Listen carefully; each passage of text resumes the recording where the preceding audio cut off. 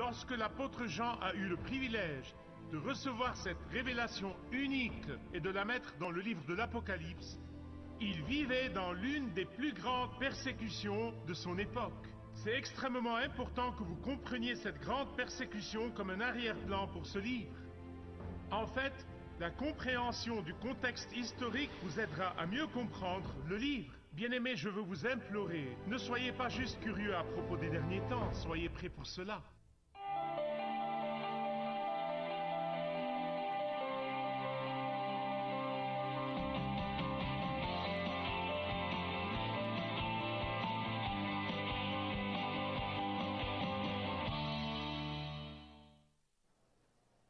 Saviez-vous qu'il y avait un temps en Amérique où la prédication de l'évangile de Jésus-Christ était illégale? Je sais que certains d'entre vous le savent. Avant la guerre révolutionnaire,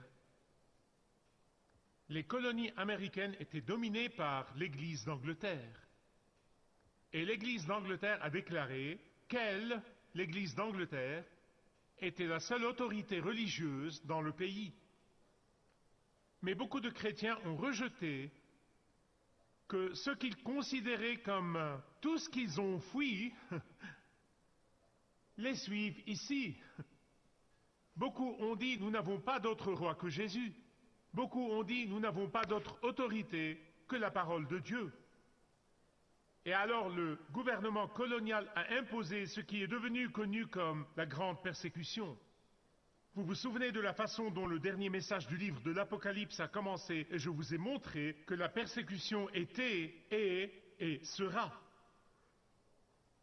Maintenant, beaucoup de gens ont dit, à ce moment-là, sûrement, la chose même que nous avons fui ne devrait pas être ici, en Amérique.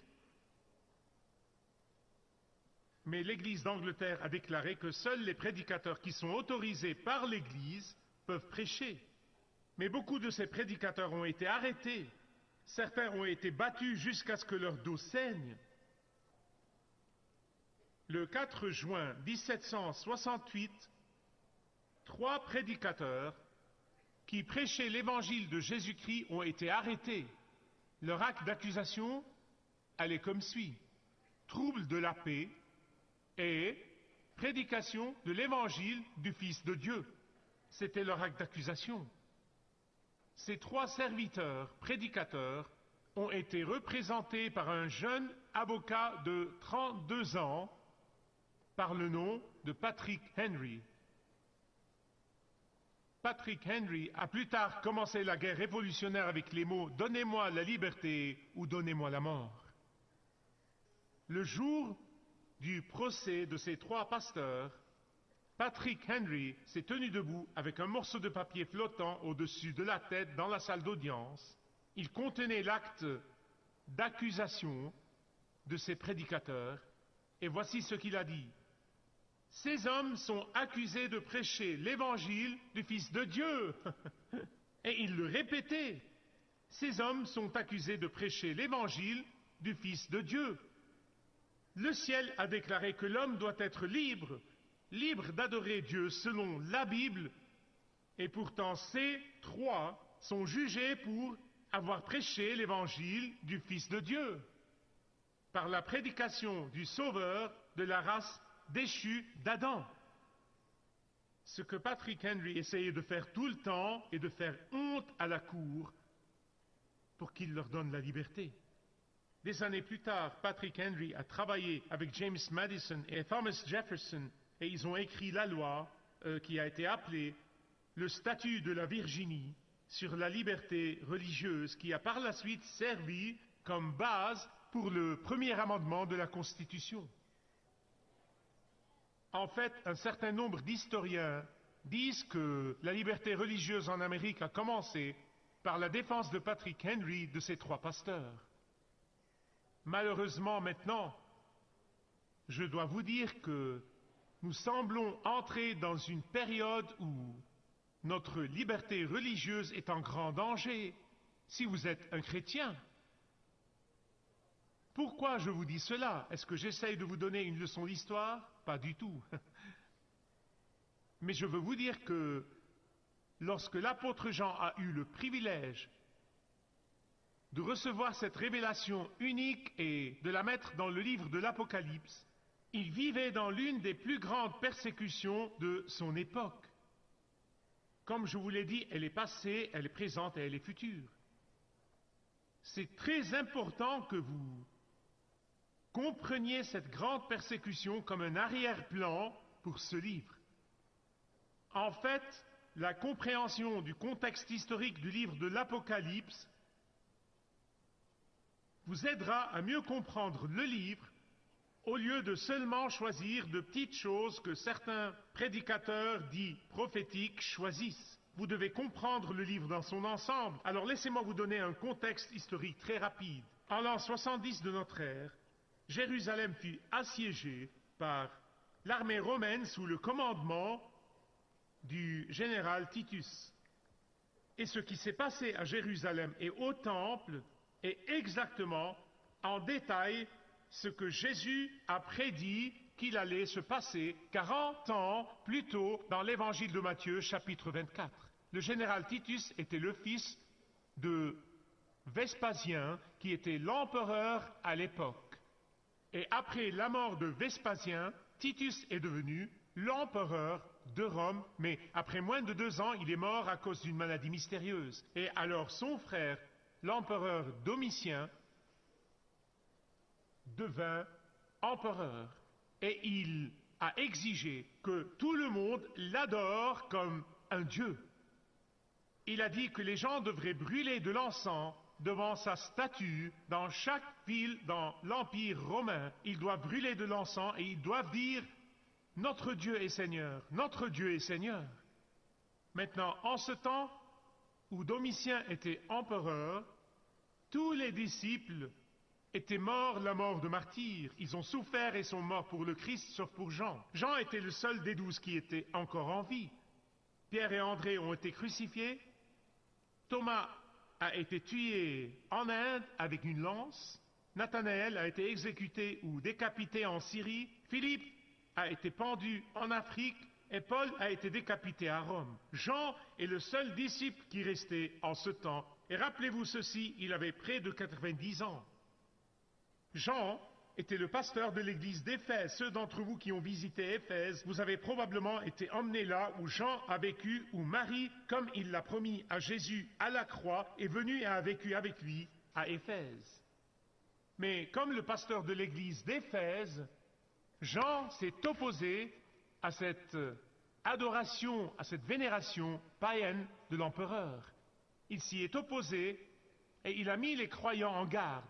Et il leur a dit de ne pas le faire. N'adorez pas les idoles, ne vous prosternez pas devant l'empereur, ne brûlez pas l'encens. Il a continué à prêcher que Jésus seul doit être vénéré et adoré. Jésus seul est le chemin du salut au milieu de l'idolâtrie. Jésus seul est le donneur de la vie éternelle au milieu d'une culture polythéiste. Jésus seul est la vérité au milieu d'une société où tout est permis. Et comme certains chrétiens l'expérimentent même dans ce pays, et non seulement là-bas, comme certains des chrétiens vivent ici, maintenant, ce type de foi têtue et non compromettante peut vous virer, ou pire encore. Et alors l'empereur Domitien voulait faire taire Jean, et il l'a envoyé en exil à l'île de Patmos. Maintenant, je vais mettre quelques photos là-haut pour que vous puissiez voir l'île. Ce sont des images d'aujourd'hui, bien sûr, mais néanmoins, ce n'était pas une île déserte et aride comme certains l'imaginent. Patmos était en fait une colonie romaine prospère avec une armée et avec des temples. Bien que Jean était libre dans l'île, il ne pouvait pas la quitter. Tant que Domitien était empereur, tant que Domitien était en charge, Jean devait rester sur cette île. Maintenant, voici quelque chose que vous devez savoir et vous devez comprendre sur l'importance du livre de l'Apocalypse. De la Genèse à l'Apocalypse, c'est toute l'histoire de l'humanité. Il décrit dans le livre de la Genèse la chute de l'humanité à cause du péché, et dans l'Apocalypse, il décrit comment ceux qui seront réconciliés avec Dieu à travers Jésus-Christ seront restaurés en communion avec Dieu. L'Apocalypse complète notre compréhension du plan de Dieu pour l'histoire. Nous n'errons pas sans but, nous n'errons pas impuissamment, nous avons un objectif et l'histoire a un but et elle peut sembler hors de contrôle, elle n'est pas hors du contrôle de Dieu. Il règne et gouverne même maintenant. Et c'est pourquoi le livre de l'Apocalypse se divise en quelque sorte en 4 sections. La section 1 est du chapitre 1 à 3. Et elle est un avertissement et un encouragement pour l'Église. Deuxièmement, la section 2 est du chapitre 4 à 17. Le jugement de Dieu contre le péché qui va être répandu sur la terre. Et puis la section 3 est de 18 à 20. La défaite finale et la destruction de Satan et du mal. Et à la section 4, qui est les chapitres 21 et 22, on trouve la venue du nouveau ciel et de la nouvelle terre que j'attends impatiemment. Maintenant, tournez avec moi, s'il vous plaît, si vous ne l'avez pas déjà fait, à l'Apocalypse chapitre 1. Je veux que vous regardiez le verset 10 avec moi. Car là, Jean nous dit qu'il a expérimenté sa vision alors qu'il était dans l'esprit. Vous voyez, l'empereur romain a envoyé Jean en exil. Pourquoi? Pour le punir, pour le faire taire, pour le bannir, pour l'enlever du chemin, pour lui montrer qui est le patron. L'empereur romain pensait qu'il avait vaincu Jean, mais Jean n'a pas été vaincu. L'exil l'a peut-être séparé de ses proches, mais il ne l'a jamais séparé du Seigneur Jésus-Christ. L'exil l'a peut-être retiré de la communion chrétienne, mais il ne l'a jamais retiré de la communion avec le Saint-Esprit de Dieu. L'exil l'a peut-être isolé de tout ce qui lui est proche et cher, mais il ne l'a jamais isolé du Saint-Esprit de Dieu. L'empereur pensait qu'il pourrait briser l'esprit de Jean, mais Jean était rempli du Saint-Esprit et il ne se brisait pas. Jean s'est abandonné au Saint-Esprit. Jean a été réconforté par le Consolateur, l'Esprit Saint. Maintenant, bien-aimés, peu importe ce que vous vivez en ce moment, peu importe quelles circonstances sévères vous rencontrez, peu importe combien de douleurs vous endurez en ce moment, peu importe combien de tristesse vous ressentez maintenant, rien ne pourra vous séparer de l'amour de Dieu en Jésus-Christ. Vous voyez, Jean était dans l'esprit, même à Patmos. Même à Patmos, ça n'a pas d'importance. L'emplacement ne fait aucune différence. Et quel que soit votre Patmos, vous pouvez vivre par et dans et à travers la puissance de l'Esprit Saint. En fait, il semble que ce grand et magnifique et spectaculaire livre de l'Apocalypse n'aurait pas été possible s'il n'y avait pas Patmos. L'avez-vous compris? Rappelez-vous, votre plus grande bénédiction peut être dans votre Patmos. Votre plus grande efficacité peut être à votre Patmos. Votre mystère des âges était seulement possible à Patmos. Les ennemis pensaient qu'ils pouvaient bannir Jean et faire taire le message de l'Évangile, mais Dieu l'a transformé en la vision céleste la plus puissante pour toute l'éternité. Parce qu'il s'est abandonné à l'Esprit Saint et non à sa situation, Dieu a transformé sa peine en louange. Il a transformé sa douleur en gain. Il a transformé sa stagnation en révélation. Parce que Jean s'est abandonné au Saint-Esprit, pas à ses difficultés, Dieu l'a pris dans l'éternité future elle-même. Il est devenu un voyageur dans le temps. Il a été transporté au jour du Seigneur. Et voici quelque chose d'autre dans l'arrière-plan. Nous sommes toujours dans l'arrière-plan. À propos du livre de l'Apocalypse, quand il dit « le jour du Seigneur », certains des anciens pensaient qu'il parlait du dimanche. Donc, quel est ce jour du Seigneur que Jean expérimente? Le jour du Seigneur, comme vous le voyez à travers l'Écriture, est le jour du jugement de l'Éternel. C'est le jour du jugement. Le jour du Seigneur est le dernier jour où Jésus reviendra pour juger les vivants et les morts. Et Jean était privilégié par Jésus de voir le dernier jour de ses propres yeux physiques. Maintenant, certains d'entre vous s'en souviennent, peut-être dans le dernier chapitre de l'évangile de Jean. Jésus disait en quelque sorte adieu à ses disciples, et il a dit à Pierre la façon dont Pierre souffrira et mourra pour Christ. Puis Pierre voulait commencer un club de ragots. Savez-vous comment vous commencez un club de ragots? Commencez à parler d'autres personnes plutôt que de leur parler. Et Pierre voulait commencer un club de ragots. Alors il a regardé Jésus et a dit, qu'en est-il de lui? Que vas-tu faire de Jean? Je veux savoir, je sais ce que tu vas faire de moi, mais qu'est-ce que tu vas faire de Jean? Voici la réponse de Jésus. S'il vous plaît, croyez-moi quand je vous dis que c'est littéralement plus fort que ce que je vais dire. Mais voici ce que Jésus a dit. Ça ne te concerne pas, Pierre. Vraiment, littéralement, de quoi je me mêle? Il a dit, si c'est ma volonté qu'il vive jusqu'à ce que je revienne, qu'est-ce que ça fait pour toi? Et les disciples, il dit dans l'Écriture, ils étaient perplexes. Oh, Jean serait-il là quand le Seigneur reviendra? Mais ce que Jésus dit, écoutez-moi, ce que Jésus disait au dernier chapitre de l'Évangile de Jean est qu'il exprimait sa volonté pour Jean d'assister à l'événement futur du retour de Jésus dans une vision qui est le livre de l'Apocalypse. Et il l'a fait. Maintenant, je vous ai dit dans le dernier message que l'Église du XXIe siècle quitte ses amarres bibliques, comme certaines églises sont maintenant sceptiques et embarrassées à propos des prophéties bibliques, comme certains chrétiens font semblant que l'Apocalypse n'appartient même pas à la Bible. Cette tragédie est parce que beaucoup du livre de l'Apocalypse est pertinent pour aujourd'hui. Sans aucun doute, Satan est derrière tous les troubles et la confusion dans le monde aujourd'hui.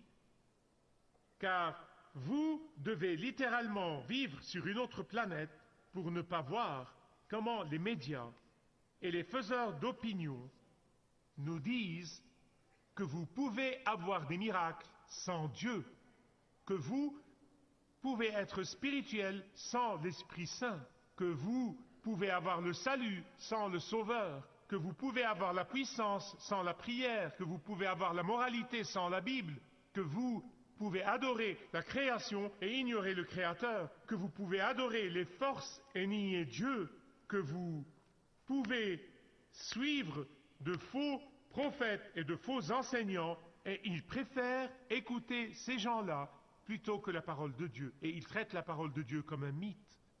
Bien-aimés, je veux vous implorer, ne soyez pas juste curieux à propos des derniers temps. Soyez prêts pour cela. Et soyez prêts à investir de vous-même dans vos enfants et vos petits-enfants. Parce que nous trouvons que le cœur du problème que le livre de l'Apocalypse rencontre, le cœur du problème auquel le livre de l'Apocalypse s'adresse au 1er siècle est le compromis. Quand nos enfants nous voient compromettre, ils abandonnent tout à fait la foi chrétienne. Alors que ceci soit un avertissement pour chacun d'entre nous. Vous voyez, quand l'empereur Domitien dit « Brûlez de l'encens devant ma statue », de nombreux chrétiens ont dit « Il n'y a pas beaucoup de mal à brûler un peu d'encens, sûrement. Nous irons toujours à l'église le premier jour de la semaine. Ça nous permettra d'éviter beaucoup d'ennuis. Ça nous évitera de perdre notre travail, ça nous évitera de perdre ses offres, ça nous aidera à être populaires dans la culture, ça nous éviterait certainement les accusations qui disent que nous sommes pleins de haine et que nous détestons les gens. Assurément, ça ne va pas faire de mal, de l'encens devant la statue. Mais après, allons à l'église le dimanche. Mais le message de Jean était très clair. Tenez ferme, spécialement comme vous voyez le jour du Seigneur approcher. Comme je l'ai déjà mentionné, ce type de compromis a augmenté numériquement dans ce pays, sans parler du reste du monde, dans ce pays, à une vitesse alarmante. Plus de 64% des soi-disant chrétiens nient que Jésus est le seul chemin, ce qui est au cœur même de la foi chrétienne. Mais puisque tous les chemins conduisent à Dieu, pourquoi faire balancer le bateau, non?